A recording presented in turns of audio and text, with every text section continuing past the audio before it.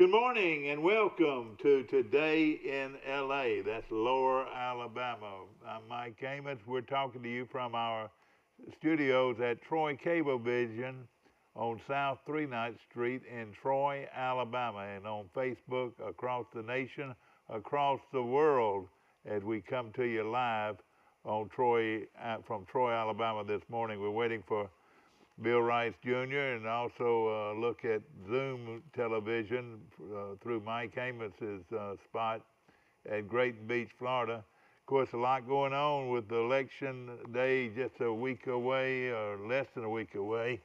And we've got football, college football, the Pac-10 gets started this weekend with Southern Cal and Oregon and some of those teams throughout West, and so that brings together pretty much all of the nation with college football, especially Division 1A football, and so it's. I want to say they're going to play 7 games, but we'll check on that. Max Howell will be coming in to us from Fulton, Mississippi, around 7:30 today, and of course he's one of the top football analysts in the country, and we're very fortunate to have him every Wednesday on our show. Hope that you're doing well this morning on a brisk, stormy day. Right now the winds are okay, but as the day goes on, heavy winds could cause possibility of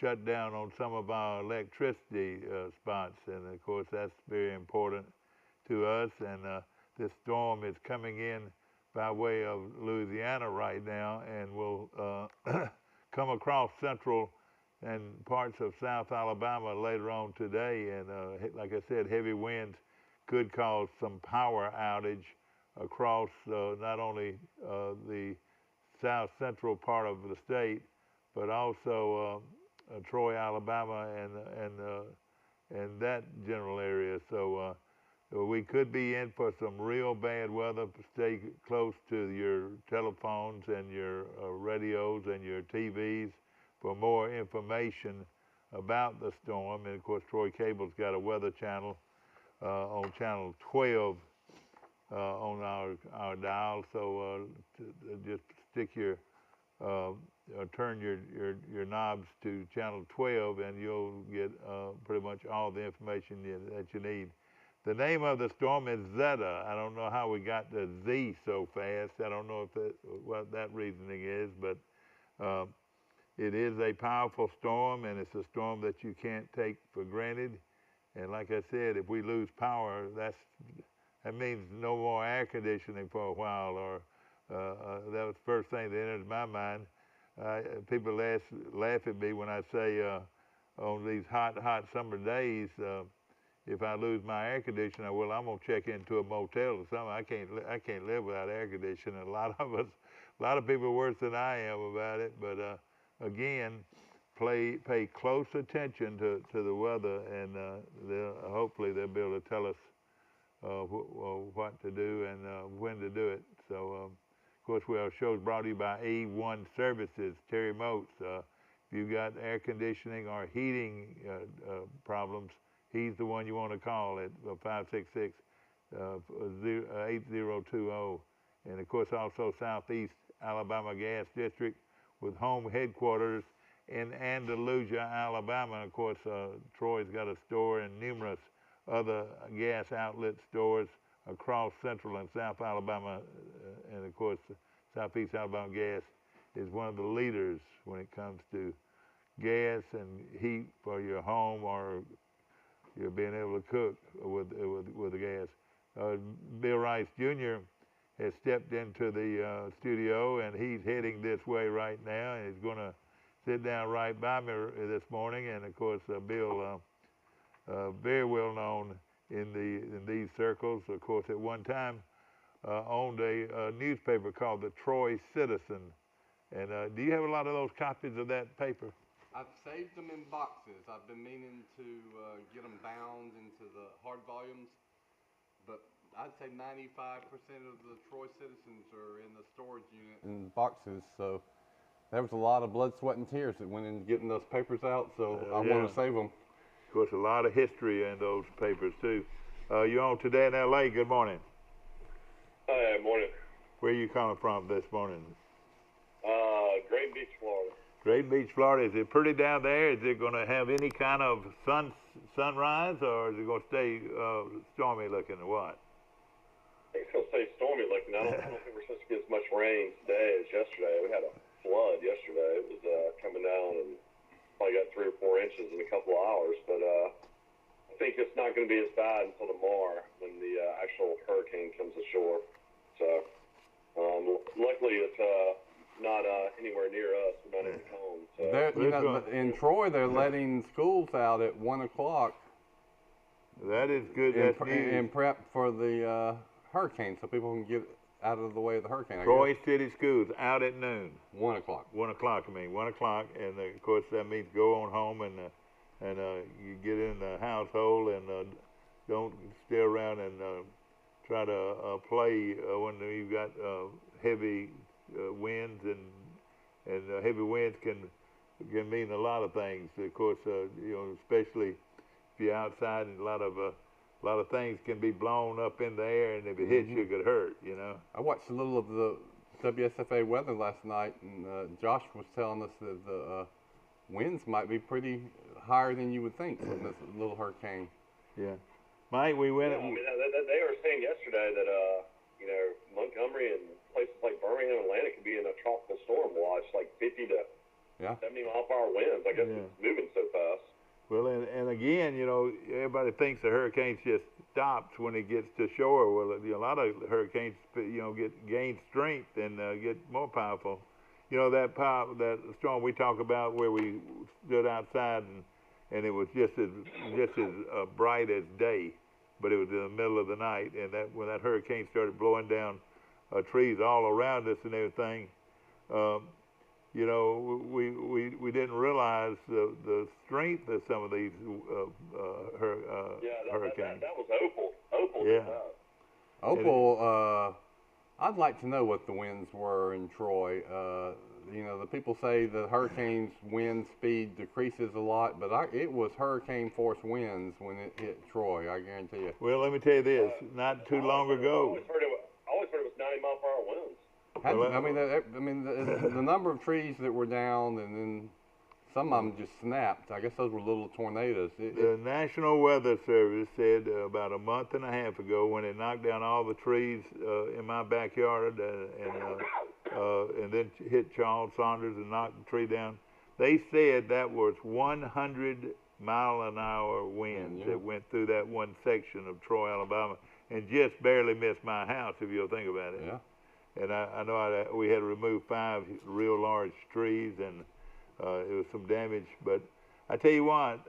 You remember, I don't know who lives there now, but Fox Johnson's house, Fox and Beth's house, up over where the Murphys and the Crows live in Hillcrest. Yeah. I think that house had 70 trees down in that one house. And that was recently? No, this was Hurricane Opal. Yeah, no question. We watched them go down, and I told Sidney Starlin, the late great Sidney Starlin, who everybody loved, and of course he worked at Troy Bank for all those years. He lived next door to me, and I told him, I said, Sidney, don't you think you need to move your truck or the car? I said, man, they're liable to blow a tree on it, and he said, well, I don't know. It's real close to the house. I don't think it will. And in a minute, bang. I mean, you could almost predict what trees were going to go down because it was just blowing everything. I went to my parents' house and down in the hole across from Larry. Well, it's just surrounded by trees, and trees fell all around. And amazingly, none of them hit that house, but they were across the driveway. And I had just opened the Troy Citizen at that time. Matter of fact, we hadn't even done our first edition. We were getting ready for our first edition. And so for the next day or two, I just drove around Troy and took pictures, and our very first issue of the Troy Citizen had about 4 pages of hurricane pictures. But I'm going to tell you how hard it was to drive around. You couldn't drive around Troy. You had to go 10 miles to, get somewhere. You're taking all these roundabout ways, and it was a disaster area. Of course, we're at a Wednesday, and of course, this this week's gone by slow for some reason. Of course, Halloween is this weekend, and I'm sure that all your little children are getting excited about that. And a lot of places will have what they call Halloween carnivals, or which will take the place of some of the trick-or-treating, and we'll try to give you some information on that later on. I know. Yeah, well, we have from our school tonight, trunk or treat, a little Halloween festival. So I told my wife I don't know how we're going to do all that with masks and stuff like that. I don't know how Halloween's going to be this year. I know it. You're right, and I think we ought to lay back more than we need to than we normally do. To the Los Angeles Dodgers. I know there's a lot of Dodgers fans out there, and they finally won their first World Championship since 1988. What was the final score? Because it had to have been late when that game was over with. What was the final score of that game? They came back and beat the Rays 3-1. It's a very strange situation. I don't know if you've been covering this, Rice, but their star player, Justin Turner, got pulled from the game in the 8th inning due to a positive coronavirus test. What? So he gets pulled late in the game. He's their top player for years and years. Hits a lot of home runs. He's the red-headed guy that plays third base. And they pull him late in the game. And then when they win the championship, Turner goes out there and celebrates with his teammates. Yeah. With a mask on, and then he didn't have the mask on when they took the team pictures, and then he was hugging players without the mask. Oh, no. So now Major League Baseball, of course, is furious. They've been in a bubble and had no positive tests, and then the star player for the Dodgers literally gets pulled, and then in the game has been playing for the Dodgers for 10 years and wants to celebrate and hug his teammates and be out there, and they let him do it. Well, Oh, gosh. that tells you a little about the virus. He was playing good baseball and was positive, and he didn't even know he was positive. He amazing. didn't even know he was sick. I mean, he was asymptomatic, but, of course, there's a lot of controversy that he was able to go out on the field and celebrate, hug teammates, and be a part of all the team pictures. Yeah, I saw that picture. That will be a controversy. I also heard that the other controversy is the Rays had a pitcher that was just coasting along, shutting the Dodgers down, shutting them out through 6 or 7 innings, and they pulled the pitcher, Mike. Yeah. Yeah. What with the one-game season, and you got a pitcher? What was the score at the time, Mike? They were winning 1-0. 1-0. Yeah. Golly, you're right. How do you do that? And the most important thing is, would be a tomorrow, because that wasn't the final game if the Rays had won. But again, this is the World Series. You go with everything you got. And then they promptly gave up 2 runs and fell behind with the relief. A lot of these Tampa Bay players all came through Montgomery, all played for the Bills. Oh, yeah. So, a lot of these guys are familiar to our people, in the local area that watch the show. Can probably tell you more about it than anybody. Exactly right. Mike, I know you're seeing a lot of Trump signs. Are you seeing any Jesus 2020 signs? I have seen a few of those down here. A lot of that originated right here in Troy, Alabama, I want to say, didn't it? Raymer. Raymer. He's calling it Raymer, so we're going to give Raymer all the credit. Or Raymer, right up there near Raymer. I'm not, but yeah. But isn't that wonderful, that somebody in Raymer, Alabama can start something that's spread all the way down to Drayton Beach, Mike? All over America. Yeah, it's something I didn't realize that I had an Alabama connection until you mentioned it the other day. Yeah. Of course, we're proud of you, young men, old men, or whoever you are out there. Congratulations on spreading the great news of Jesus Christ. Can you imagine having the responsibility of having to come take down all these campaign signs throughout the country when this is all over? I know it. It's just amazing. I tell you, this thing is too laid back right now for me. I would think that it would be a big burst of course, the phones are ringing off the hook, and my wife can tell which one is a regular phone call and one that's a call trying to sell something. Again. But I said, how can you tell? She said, I just know how it rings. I hear it every day, and she knows how it rings. And when it rings a certain way, she just doesn't answer the phone. Well, it identifies. That's who's on our land-held phone now. It identifies who's calling on your cell phone, and yeah, if it's the if it's a number I don't recognize, I don't answer it. Mike, something I get a text nonstop every day. I've got an Alabama cell phone number, but I get a text about Doug Jones in Tuberville about 3 times a day, and then I get a text about 3 or 4 times a day about Trump and Biden, and then in my mailbox every day I probably get 20 different things about the presidential election. Yeah. It's just crazy. Well, I was surprised that Trump was in Nebraska last night at a rally. I would think that he'd have Nebraska locked up. Why would he need to be in Nebraska? I don't know. Who knows? Now, you've got a crossover. You can crossover vote. Isn't that right? You can vote yeah. fair. You don't have to vote just straight Republican or straight Democrat. I don't think. That's right. Mike, a huge win for what high school team? I'm going to ask you if you know the team I'm talking about. Local team? Yeah, a fairly local team, a team that we talk about all the time on this show. I don't know, man. How about the Enterprise Wildcats beating Auburn? Auburn. Oh, yeah, I did see that. That was a huge win for Enterprise. In fact, since that new coach has been at Enterprise, I would think that is his what you call Signature win. Most what would be another? His signature win. Yeah, signature win. And congratulations to Enterprise on beating a very good Auburn high school team, 38-27. Auburn was undefeated.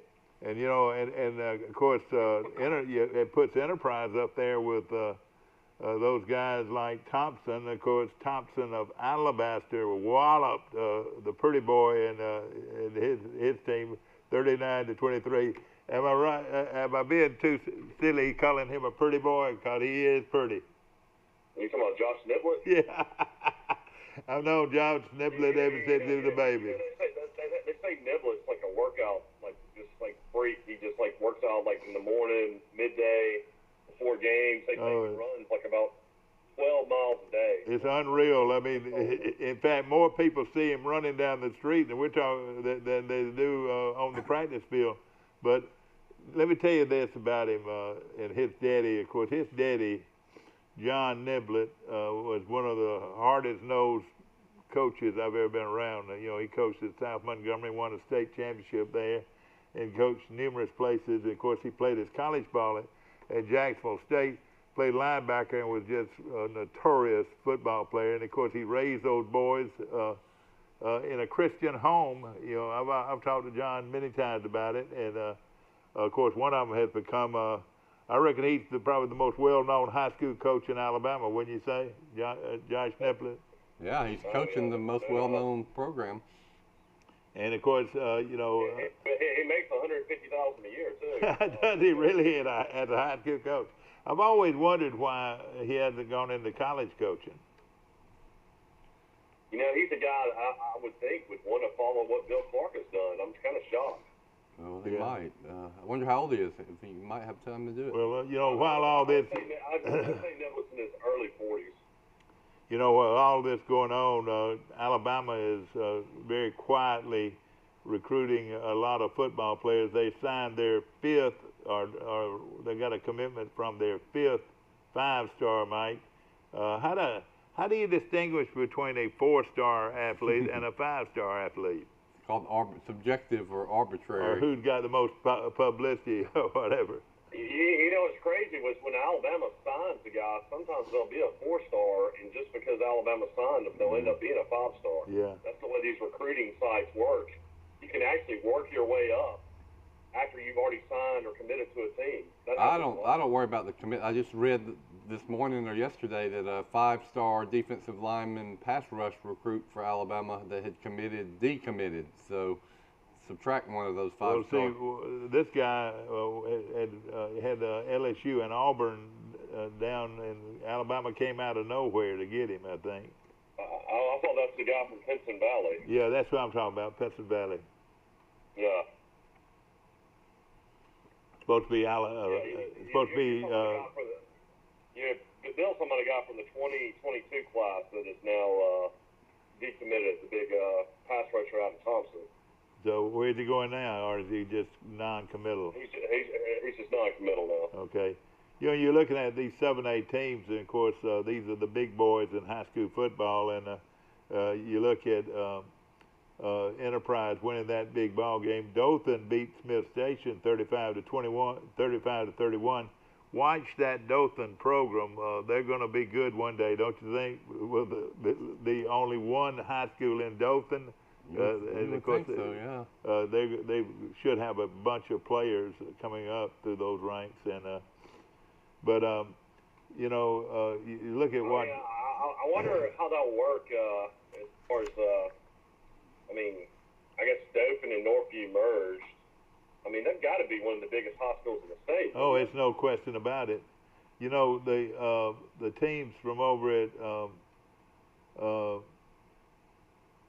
Gadsden, you know, Gadsden City merged, you know, took Emma Sampson and Gadsden High School and put them together, and they've made Gadsden City, and it's made them a lot stronger program. There's no question. I mean, can you imagine if Robert E. Lee and like Jeff Davis merged? They're really, I mean, they're right next to each other. That's right. That's right. And of course, or City of Lanier merged with one of them. Yeah. I mean, it's amazing how many hospitals are right there in that Cloverdale area. I can give you some trivia about Dothan and Charles Henderson. Charles Henderson famously won its only state championship in 1980, and that before that season, Charles Henderson, you played the spring jamboree back then. I guess they still do. That's Some right. schools. Well, you know who Charles Henderson played it against? In Dothan against Northview High School. yeah. Lost 14-7 in a close, hard-hitting. You know, I think we only played a half. Yeah, that's Anyway, true. we lost. Well, here's what's significant about that. Northview was a 4A school. Charles Henderson was 3A. Back then, you only had 4 That's right. classifications. Well, Northview went on and won the state championship in 4A. Yeah. So we won the two of the state champions from 3A and 4A were playing in the spring jamboree. Yeah. Larry Roberts, remember him? That was Very well played at Alabama. played at Alabama in the San Francisco. He was the star player Yeah. for Northview. And you know, Northview went through a few years of dominance. They really had great teams, and of course, but I don't. They had one of the greatest players in Florida State, Lawrence Dalsey. That's right. Went to Florida State, and but you know, hopefully that program will get back to where it was at one time. I know this: when I was a senior in high school, we played Dothan, and they had 2 running backs. One of them was Curtis Hillman, and the other one was Tommy Wade. Of course, Tommy Wade went on and starred at Alabama, and Curtis Hillman played at Georgia. The late great Curtis Hillman, but they could fly, and we had a great team. One of Frank Sadler's best teams. We went 8-2, and really we felt like we were as good as anybody in 3A. Yeah. But that Dothan team was so much faster than we were. Yeah. In the state track meets. They went up against the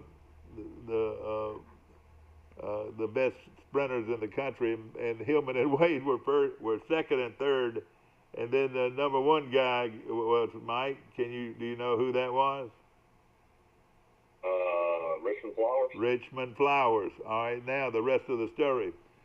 The year before these guys started starring at Dothan High School, talking about Hillman and Wade, the other back in the backfield was Richmond Flowers. Golly. But then his daddy, who was Attorney General, got a job in Montgomery. So Richmond Flowers went from Dothan High School to Sidney Lanier High School in Montgomery and was a star athlete up there. So, but what if those three players would play on the same team? They would have been arguing about who's going to get the ball, wouldn't you think? Yeah. Because they would have been 3 of the very best athletes ever to play in high school football in the state of Alabama. Yeah. Didn't y'all lose to Lou Byrne though that year? Yeah, we did, and hey, and a guy named Charles West, their sheriff. Well, he's not the sheriff anymore; he retired. But Charles West was an exceptional good player, and Coach Daniel was an exceptional good coach. Now, you know, it was controversial because it was 20 to 14. Did did the refs get charged? No. What I'm saying, they were good. Luverne was good, Mike, and they were in the same conference with us, the South Alabama Conference, and we won it that year. So growing up, when you were in the 60s, Luverne had probably, 5,000 people, and Floyd had about 10,000? I don't know if Luverne had that many, but yeah, that's right. And had a good program. The red and they had red jerseys with gray pants and a gray stripe down the middle of their helmet. That's where they looked. And he would put a gap 8. Coach Daniel would. We had a Sonny Williford and Rusty Gibson, two very good running backs. And how he stopped us was they went to a gap 8, putting all there and playing the gaps, and we couldn't move the football on them. And we had several passes intercepted and a couple of plays that were called back, but at the same time, they deserved to beat us because we couldn't stop Charles West. They ran the sweep to the right and sweep to the left, and they were getting 4 and 5 yards a lick, and we couldn't get the ball back because they were holding on to the ball, and they kept it away from us, and that's how they beat us. And I don't think Coach Daniel would say he had a better team. It was just he was such a good coach and had such a good plan. The next week we shut out Joe Kelly and Danny Grant 13-0, and we beat Carroll High School Ozark 13-0, which Carroll was averaging 40 points a game coming into the game, and we shut them down. Wow, y'all were. I mean, back then there wasn't a play clock, was there? I mean, could you just melt the clock? No, yeah, you can melt the clock. You still can melt the clock. Well, they kept the time on the field. I mean, you get delay again. I know they kept the time, but I mean, was it 25 seconds or 40 seconds? What did y'all have back then? No, you didn't have any of that. You didn't have any of that back then. The clock just ran. You're exactly right. I'll tell you, I don't think you had a play clock like that. We ran the no huddle offense when we won that state championship, all during the coach Jeff Coates, and I guarantee you, we led the state in delay of game penalties. Oh yeah, and your ball, and you held on to the ball, and you know something you would say you've mentioned a few times. When Charles Henderson won the state championship in 1980, they had to beat Eufaula, who had a very good team. They had to beat Greenville, who had a very good team. Elba had a very good team. Andalusia had a very good team. And Opp had a very good team. Stanhope Elmore? I want to say you played them twice. We did it once in the regular season and the playoffs. And the playoffs. And let me just say this. That Charles Henderson team, they went 13-0. I think instead of 14-0, they went 13-0. And ran a no-huddle wishbone with a little bitty young guy as a quarterback, and they were just really good. It was tough schedule, a lot of tight games. Some of those teams we beat. See, Elba had Horsted. You remember how good he was? The Horsted, or was it Opp? Opp had Horsted. No, Elba had Horsted, and Opp had. What was that guy's name? Oh, they had the great one. In fact, he played at Auburn too. They had a running back that. And Bud Casey used to tell me that I asked him. I said, "Who's the best?" Tim Jesse or Tim Jesse. He loved Tim Jesse from Opp, and of course, he went on to play at Auburn. We beat Opp pretty good. I saw a special on TV last night about the Alabama-Auburn rivalry. I saw that, and it was really good. And except they show all the worst Alabama fans. Let me tell you, ladies and gentlemen, I hate to get tickled over something like this, but hey, don't you know after watching that show that a lot of Alabama folks don't want to vote for Tommy Tuberville? He beat Alabama 6 straight years, and why in the world would you want to vote for him? You think about it. Well, I think it might hurt him more than it'll help him. You know, Doug Jones thinks that because his commercials are now showing that fear of the thumb and. and the Alabama guys don't want to put a guy in there that beat you 6 straight times. I want to make a point though about that. He did that. Well, hats off to him. He called Alabama at the right time, but they won those games 6 in a row. And he did. He would show the fingers, and he had the Yeah. fear of the thumb thing. How did he do that? Like this? It was like this or something like that, wasn't it? The T-shirt. I just thought about Alabama has now beaten Tennessee 14 times. That is unreal. Have you heard or seen an Alabama player say anything about how many times we've beaten Never. Tennessee? They don't raise fingers. They don't say 14 in a right. row. You know. And at one time, a lot of people argued the fact that Alabama would rather beat Tennessee than Auburn. Some people felt that way. It was such a big rivalry for such a long time. And then once upon a time, Alabama beat Auburn 9 years in a row. And I was a little kid, but I don't remember Alabama fans ever raising fingers. Well, they hired Pat Dye, who was the assistant coach at Alabama under Coach Bryant, his favorite, and he was their top recruiter. I know he recruited Marvin Barron, and he recruited Mike DeBose, and he recruited a lot of good players. And but then when he got the Auburn job, everybody in the news conference, he said, this writer said, Coach, how long do you think it's going to take us before we can beat Alabama? He said 60 minutes. The answer was 60 minutes. That was one Patrick Fain Dye. I think he said that in the interview too. Yeah, that's right. And he did it. But he turned that series. One man turned that whole series around. Turned the whole state around. Turned the college around. Yeah. Alabama had a bigger college than Auburn, and after They 5 or finally got 10 some years respect. of Pat Dye, Auburn's enrollment was bigger than Alabama's enrollment. Their stadium was bigger. They finally got respect, didn't they? Yeah. And it's amazing what the game of football can do to a program. It's all about pride, and of course, coming up, pride means so much to the character of an individual, as far as I'm concerned. I think they just got the coach that was the closest to Coach Bryant, and Pat Dye was very close to the way he taught football and thought about it. Well, I'll just tell you this: I took my babies, my twins, to the Alabama-Auburn game. We were sitting in the upper deck. Michael was sitting right next to me. Camille, who is a huge Auburn person, and Rebecca, a huge Auburn person, was sitting there next to me, and it was Alabama and Auburn, and In Auburn, played in Auburn. the mountaintop game. Yeah, exactly, and I'm gonna throw this out to you in a minute, and of course Alabama fell behind, and it looked like. You're talking about Bears 3-15 win in Legion Field in Birmingham. No, all right, and the hero was who? Lenny Patrick. Lenny Patrick. I thought it was Pat Dye's first win.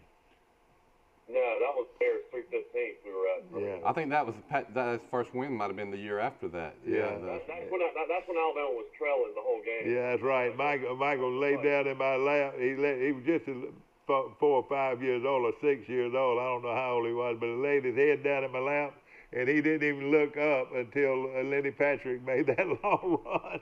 That's one of the best runs I've seen. And Lenny Patrick, who had not had a lustrous career until then, let me tell you this: he made his mark that day, no question. We had a call that we were fixed to pick up on. Hopefully they'll call us back. That was a great game. Alabama had to play hard to win. Yeah. I mean, all the games with Pat Dye teams were tight and close, and there were no blowouts on either side. Let me make you hungry. Of course, I stopped by and had bought supper last night at Hook's Barbecue, and I had a half of a chicken. I love the barbecue chicken, so I had a half a chicken. And the more I talked about it, I told him to throw in another piece of that wonderful pound cake. And I was talking to Adam Renfro, who owns the place and really has a wonderful, wonderful business. And I said, y'all started making camp stew? He said, yeah. And he looked up and he said, looked out over at one of his people and said, get him a quart of camp stew. And he brought me a quart of camp stew, and I said, how much is that going to be? He said, well, the cost is $9.95 a quart of camp stew, delicious camp stew with light bread. They provide light bread on there with it too. And he said, just give it on the house, and just talk about it. Well, that camp stew did not last very long when I got home. I had light bread with camp stew on top of it. Ooh, let's see. Oh, boy, it was good. Their camp stew is outstanding. All right, we got to get him first. Well, I missed him, Steve. Good morning. Mike, you still on there? Yeah. Okay. Well, somebody's trying to call in, and we'll let Mike. You want to take a commercial break and then? It's got to be Max. What now? Got to be Max on Wednesday. I want to mention something. A dear yeah. friend of mine lost his mother yesterday, 2 days ago. Mrs. Rainey, Jack Rainey's wife. Oh, I'm sorry. Yep, she has been in poor health for a couple of weeks, and Beautiful lady. A Titan beautiful lady. at our church was the substitute teacher that everybody in Troy knew, because I think she substituted about every day. But just one of the sweetest, kindest, loving ladies. Raised Todd, Scott, and Deborah Rainey, 3 outstanding children. Was married to Mr. Rainey, Jack Rainey, who was bank president for a long time and now works at Green Funeral Home part-time. They were married. I don't know if they were married. Scott told me they were together for 60 years, and just a beautiful romance. Mike, I'm going to put you on hold a second. We're going to take this call, and then we're going on break in a So second. our thoughts and prayers go out to the Rainey family. The visitation is this afternoon at Green Hills at 4:30 to 6, and then the service is tomorrow at First Methodist Church. I think the time is 11 o'clock, but check that. But I'm thinking about, and I just spent so much time at that house, Mike, growing up. Oh, and, yeah, great people. Billy, wasn't he? Well, she changed her name. Like she went by Billy Mae for a Yeah, while. Billy Then she Mae, went yeah. to Alicia, I believe, is what she preferred. But she's Mrs. Rainey to me. Wonderful, wonderful lady. We're going to take a break. We'll be right back. Our history is woven with the stories of those we serve.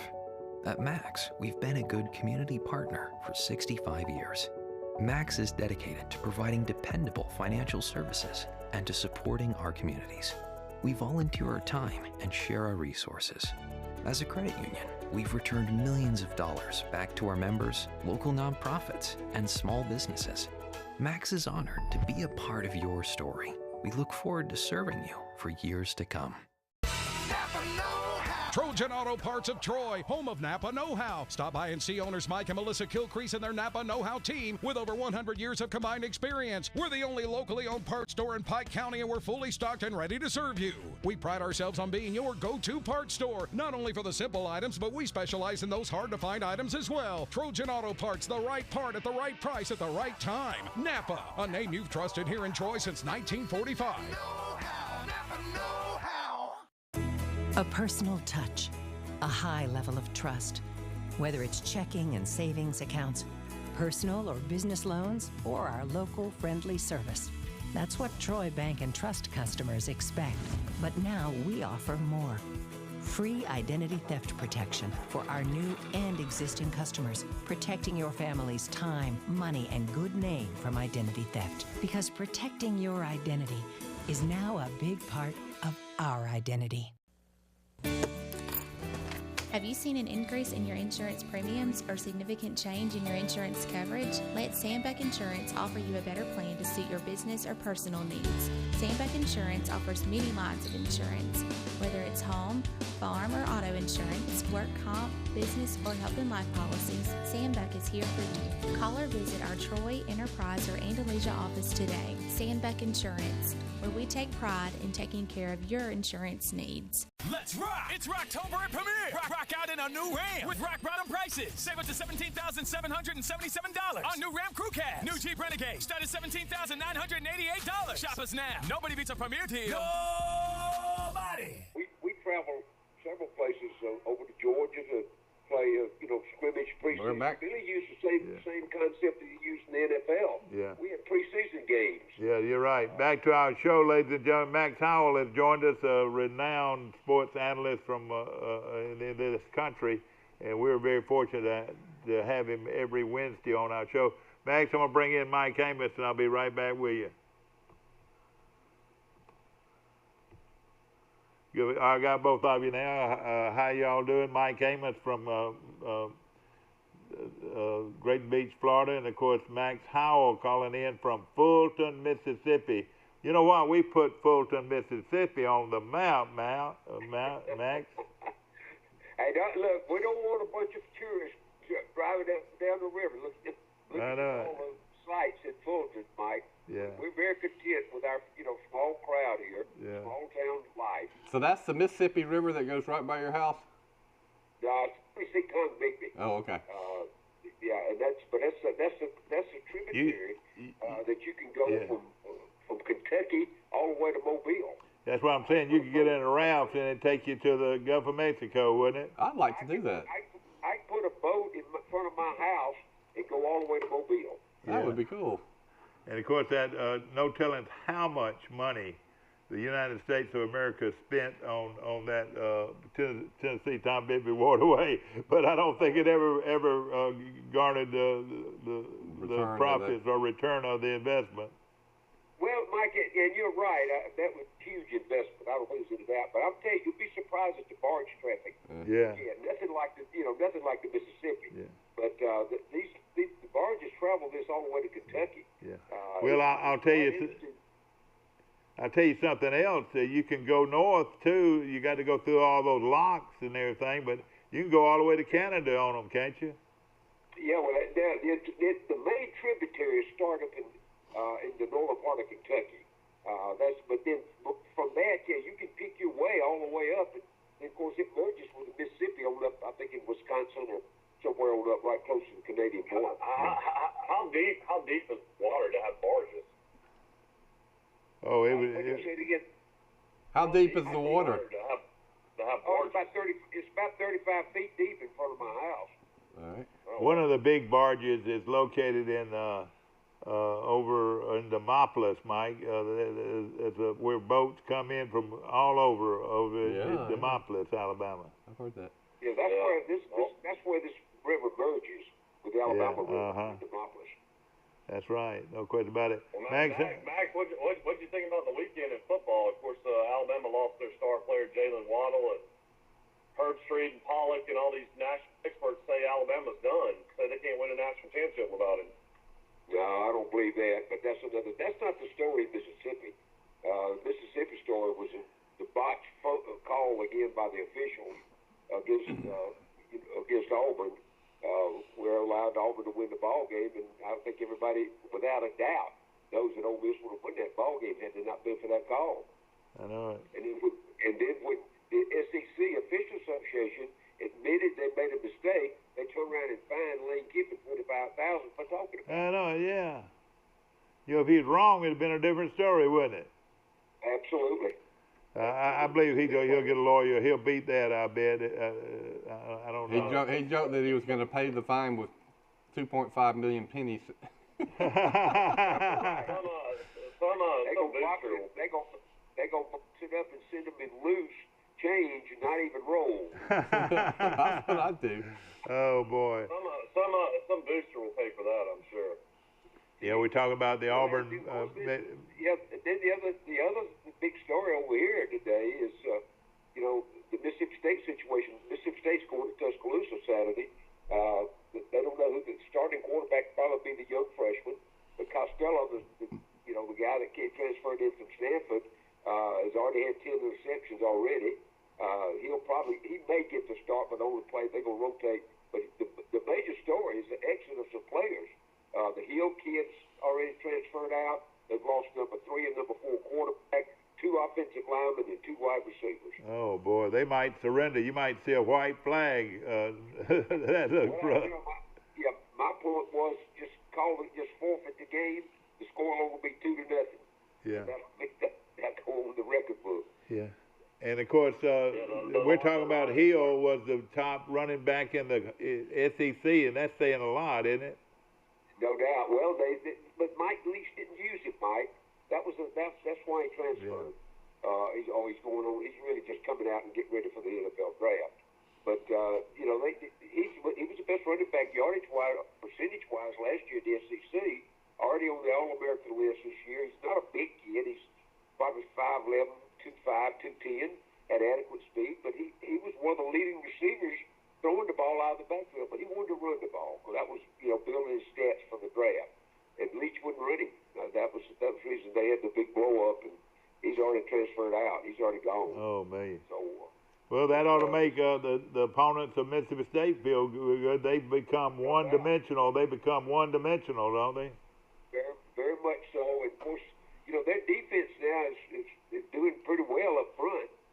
But of course, those stats will diminish this weekend. The whole paper this morning, the sports page, is all about how Mississippi State didn't have a chance.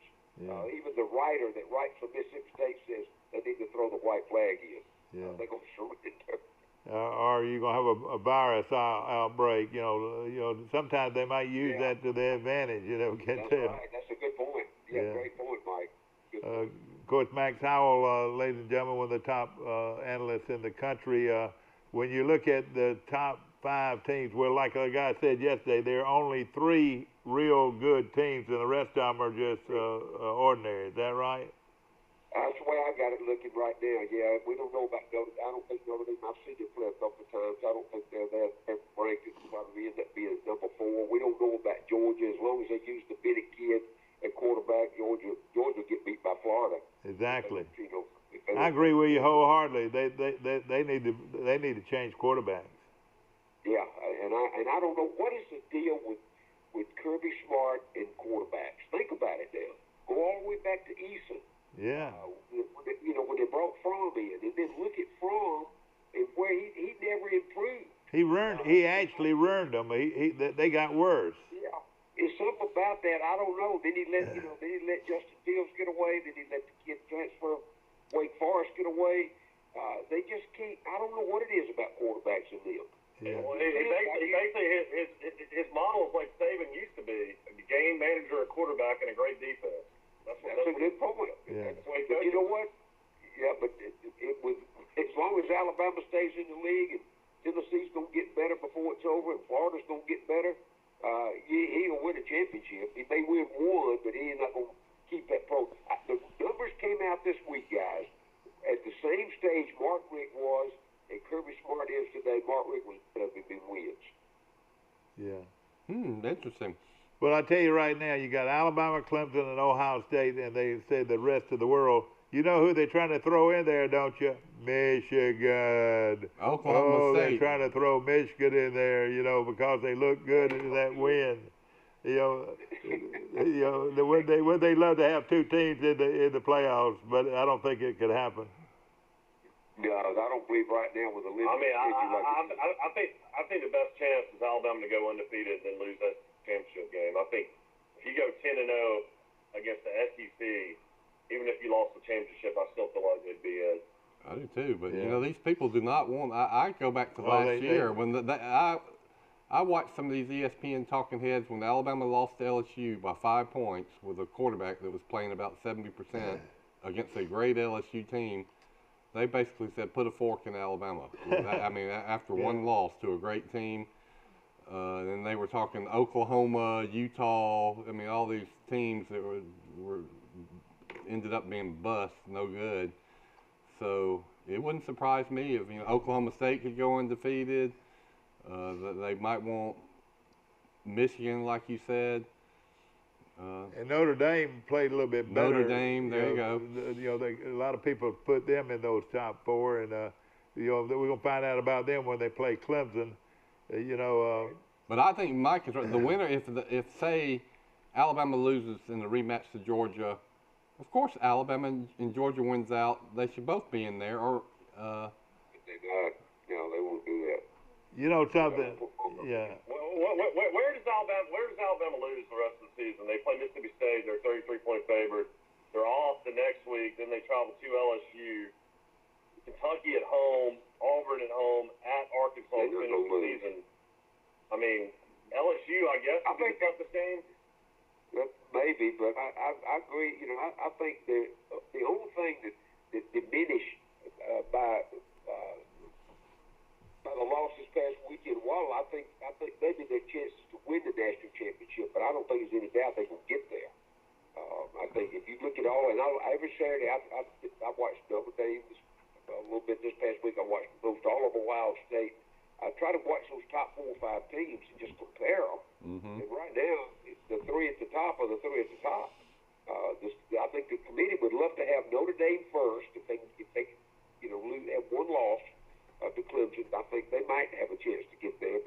decide, they really would love to have Oregon, a West Coast team for the TV audience is what they want. But now they're not going to play but 7 games. Is that right, Mike? They don't play. Championship would be 8.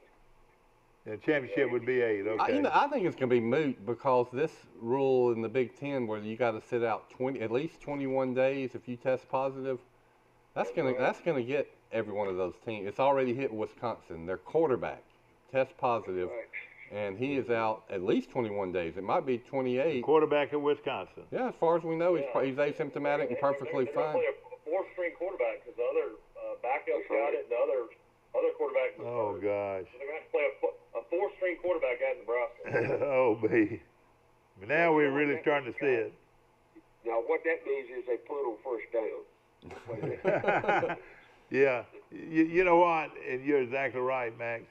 One thing that you can say about Georgia, and you all you had to do is watch the Alabama game, and if you ask Harris who's the hardest hitting team he ever played against, was that Georgia defense. Those guys would hit you like nobody else. They're probably more physical than anybody in college football. What do you think? Georgia's defense. I think they're right at the top. I think when we see them all year long, they played that. They would hit you. Don't you think they punish ball carriers? They really punish them the way they hit.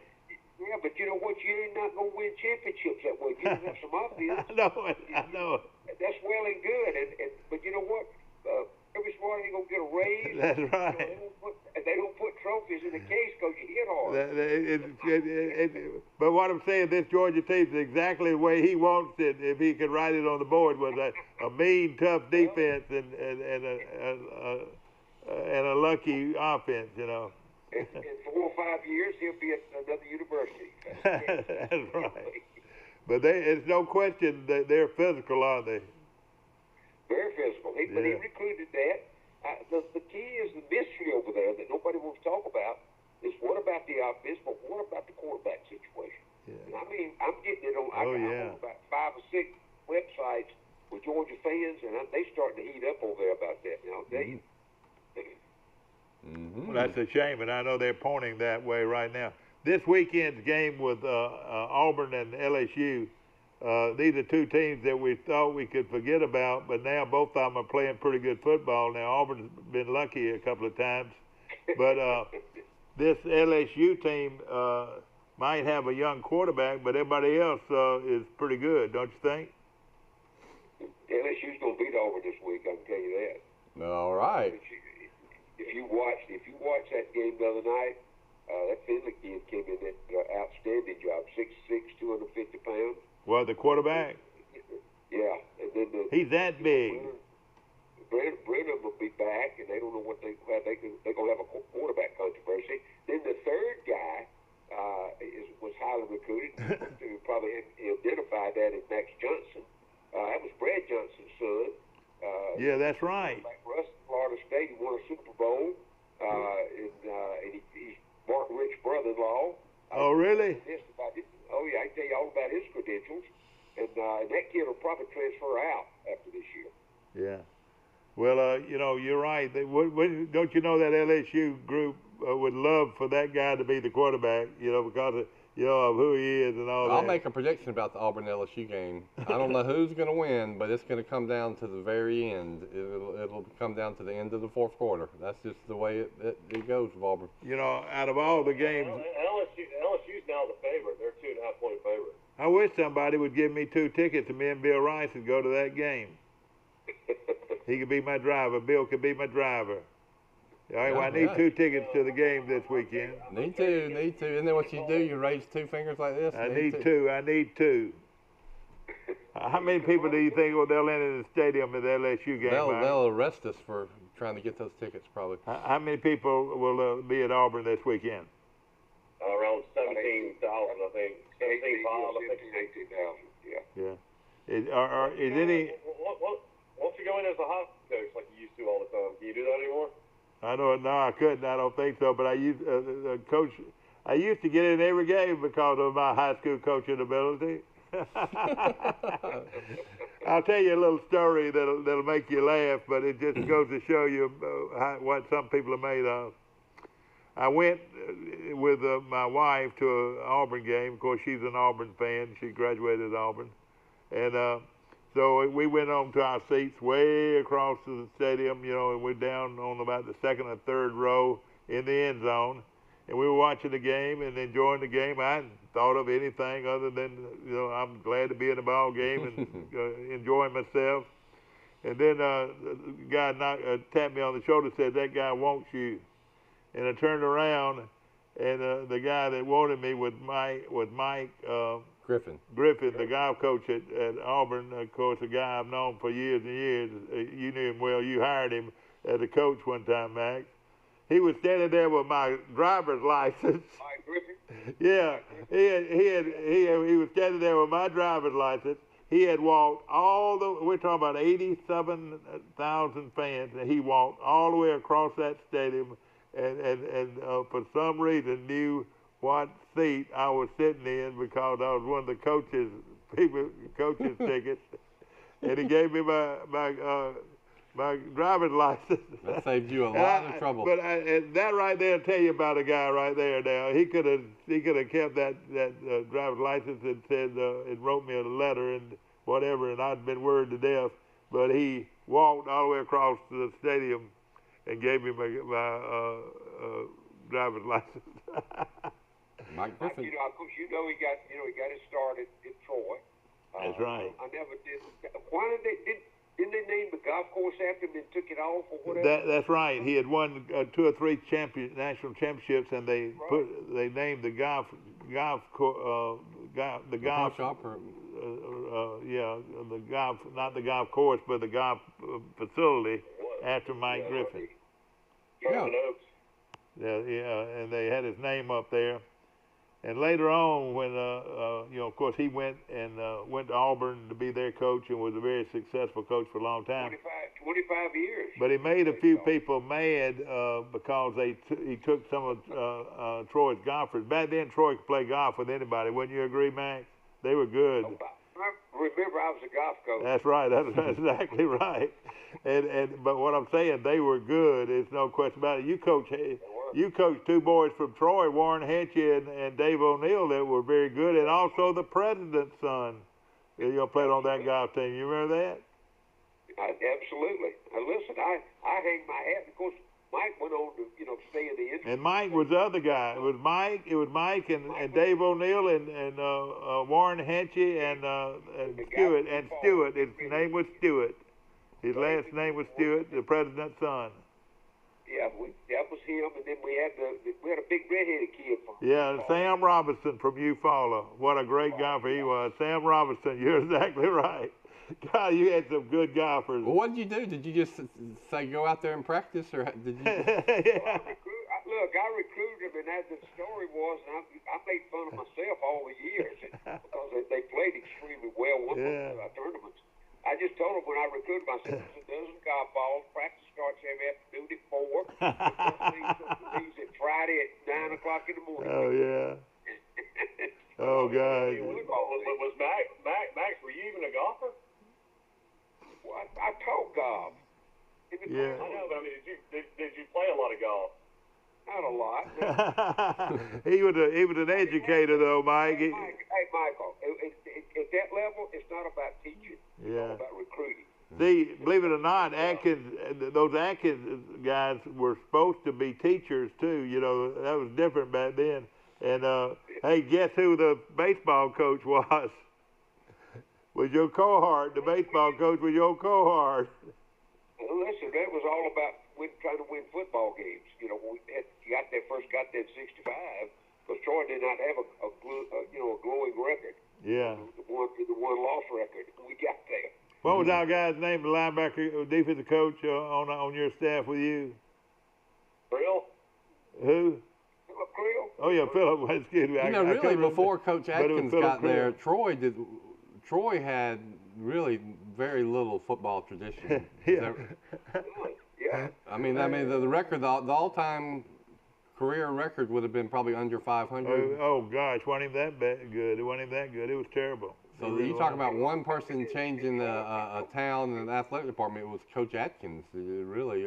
Well, before that, guys, the identification that Troy had, and that was putting out coaches. Yeah, that's right. That's exactly it.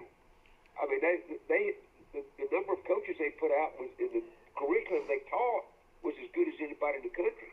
But they did not emphasize the winning aspect, and Billy had to come in and do that. That changed in 1965. But I'll tell you what, you can throw some of these names out, and Howell, and you start talking about the Howells and the Tompkins and the Faircloths and the Dydales, and Larry Johnson died. Do you remember Larry Johnson? John called me the other day and told me. And he died. Of course, he was an outstanding player, and he lived over around the Savannah area, and he just died. And but how about our big guy out of Fort Payne? What was his name? Big lineman. Had a brother that was a big player too out of Fort Payne. State Farm insurance agent. Oh gosh, he played guard on the same team you played on. You were saying some linebacker passed away off the Atkins team. Yeah, Mike Sadler. Now, the reason I said that on the show this week, Max, is because I read it in the paper. It said Mike Russell, not Mike Russell, but Mike Sadler had died, and of course, what a great football player he was. He's about as quick a lineman, a defensive lineman you ever coached, wasn't he, Max? Yeah, and we used him. We used him when we mixed up the coverages on the front. Don Hatcher played one side.